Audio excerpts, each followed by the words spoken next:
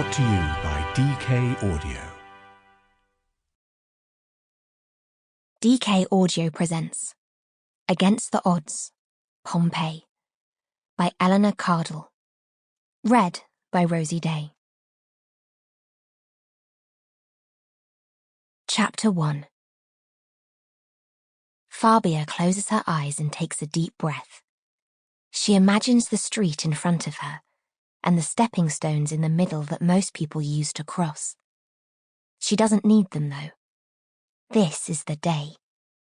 Today, she'll finally attempt the jump all the way across to the pavement on the other side.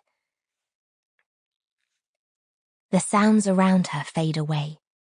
All that's left is her focus, her certainty. She's going to make it. Fabia lets out her breath, opens her eyes and jumps.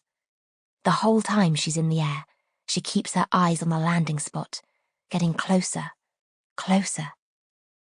Her feet land short, her toes clinging to the pavement while her heels hang over the street.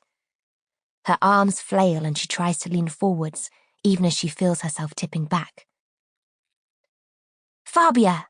The hand grabs her, yanking her forward and onto the pavement. She stumbles. Her heart races as she finds her footing on the pavement. Thanks, Titus, she says, looking over at her twin brother. He leans heavily on his crutch with a look of exasperation. Someday you're going to fall, and I won't be around to catch you, he says. Fabia glances back across the narrow street. She'd made the jump from the crossing stones in the middle before. Leaping all the way across is the next logical step. I think it was pretty good for a first try. I still don't understand why you want to jump all the way over. It's fun. Also, what if I want to cross and it's a long way to the nearest crossing? I should be able to jump. Fabia looks past the stones to the street itself. I don't want to step in that. A brown sludge runs along the lower part of the street, settling into the cart tracks and overfilling them. Fabia doesn't even want to know what's in it. Just go down to the crossing like everyone else, Titus says, setting off down the pavement. His bag bumps against his hip with every uneven step. Come on, Fabia, I don't want to be late for my lesson. Fabia takes off after him, checking quickly to see that the coins her mother had given her are still wrapped in the cloth at the bottom of her basket. Fabia would get in a lot of trouble if she accidentally lost the day's bread money in her eagerness to jump over the street. Her neighbourhood is already full of action. Shops and workshops are opening their doors to the street as people begin their days. Merchants are setting out wares and advertising their services. The sharp smell of fish sauce wafts out of one shopfront. Fabia takes a deep breath as she passes by, enjoying the smell of the city.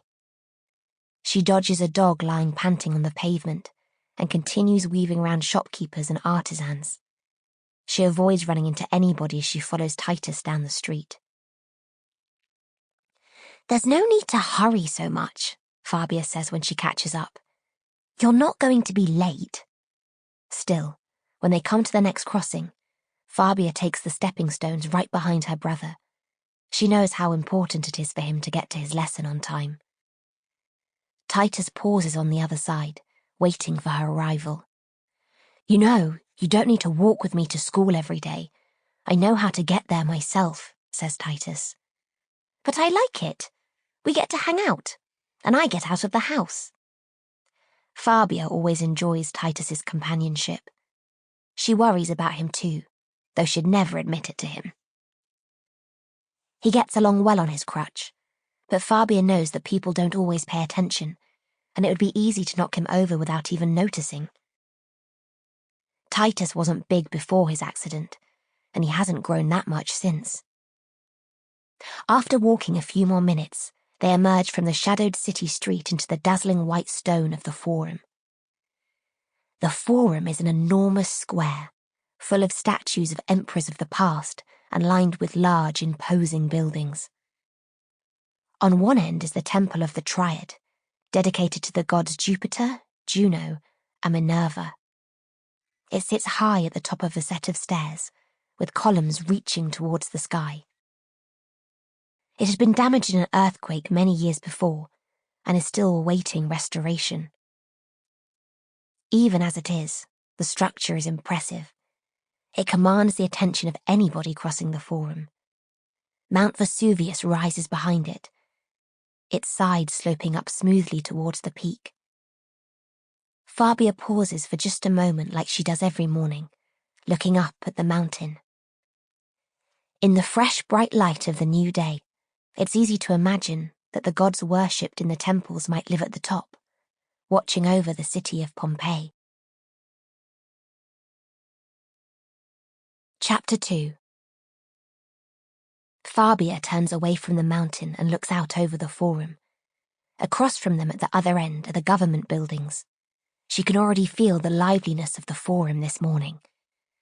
Men in togas bustle in and out, some of them carrying official-looking documents. Fabia and Titus make sure to stay out of their way. Priests and priestesses scurry between the other temples around the plaza. The markets on either side of the Temple of the Triad are already set up, and more merchants are flooding in to sell their goods. People flock between the stalls, testing the ripeness of fruit and checking labels on big jugs of wine and olive oil.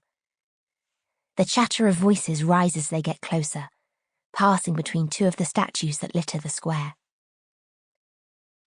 Titus's lesson is held in the covered walkway near one of the markets. They're the first ones to arrive after Titus's teacher, who catches their attention and nods at them as they approach. Titus eases himself down onto a nearby bench. It's hard for him to sit on the ground like many of the other boys. The teacher changed the location of the lesson to this spot, where Titus could sit on the bench instead. "Thanks, Fabia," he says, leaning his crutch against the white marble of the bench beside him, just like every morning. "Have a good day," she says to Titus with affection, before turning and skipping off across the Forum. The city has much more action than before. Shops and restaurants open their enormous wooden doors to the street. Workers and artisans bustle along the pavement. Carts rattle through the streets, the drivers shouting at people in frustration to get out of their way. The buzz of conversation fills the air, and the smell of fresh bread and hot food wafts over the pavement. Fabia waits for a cart to pass. Then, she quickly hops across the street's crossing stones. She skips round the corner and onto one of the largest streets in the city. "Morning, Fabia," a voice calls out from behind a counter. Fabia grins.